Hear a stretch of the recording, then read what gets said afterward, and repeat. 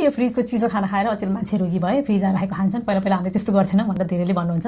फ्रिजमा राखेको खाना खाएर मान्छे रोगी भएको होइन है। मान्छेले चाहिँ शारीरिक गतिविधि घटाएर धेरै अत्याधिक प्रशोधन गरिएका तर पोषण कम भएका खानेकुराहरू खाएर तनाव धेरै भएर निद्रा राम्रो नपुगेर अथवा वंशानुगत कारणले अथवा आफूले सबै थोक राम्रो गर्दा गर्दै पनि वातावरणमा विभिन्न कुराहरूसँग एक्सपोजर भएर हावा नराम्रो भएर खानेकुरामा असाध्यै पेस्टिसाइडहरू भएर होइन यो तमाम कुराहरूले मान्छेको हेल्थमा असर पारिरहेको छ। फ्रिजमा खाना राख्नु भने खासमा राम्रो हो कि तपाईँको जुन टेम्परेचर यो फुड सेफ्टीमा खाद्य स्वच्छतामा चाहिँ एउटा रिस्क जोन भनौँ डेन्जर जोन भन्ने हुन्छ। 135 फरेनहाइटदेखि 4 डिग्री फरेनहाइटसम्मको डेन्जर जोन भनेको हाम्रो सामान्य रुम टेम्परेचरमा हल्का मनतातो भएको अथवा ठिक्कको भएको समयमा खाना बाहिर राख्दाखेरि चाहिँ त्यसमा धेरै कीटाणुहरू हुर्किन सक्छन्। त्यसले गर्दाखेरि चाहिँ त्यो खाँदाखेरि फुड पोइजनिङ हुनसक्छ। तर कि एकदम तातो भयो जस्तो पकाउने बित्तिकै खानुपर्छ, धेरै चिसो बनाइराख्नु हुँदैन, पकाएको 2-3 घण्टामा खानुपर्छ भन्ने छ नि। कि त्यस्तो भयो भने अथवा फ्रिजमा राखेर चिसाइसकेपछि बरु खाने बेलामा एकपटक चाहिँ तताएर खायो भने त्यो राम्रो हो। तर बीचमा भात पकायो दिनभरि बाहिर राखिरह्यो भने चाहिँ त्यसले कुनै दिन तपाईँलाई फुड पोइजनिङ हुनसक्छ।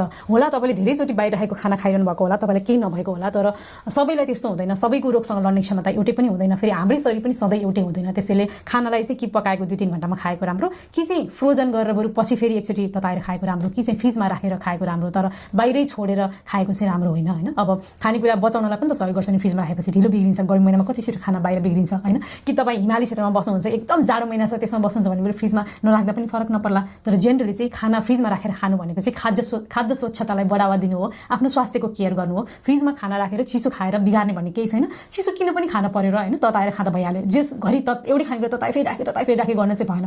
तर निकाल्ने एकचोटि तताउने खाने गऱ्यो भने त्यो त राम्रो हो नि। खासमा चिसोमा राख्नु भनेको कीटाणुहरू हुर्किन नदिने वातावरणमा राख्नु हो कि त्यो चाहिँ खासमा खाद्य स्वच्छताको हिसाबले तपाईँको स्वास्थ्यको हिसाबले एकदमै राम्रो हो।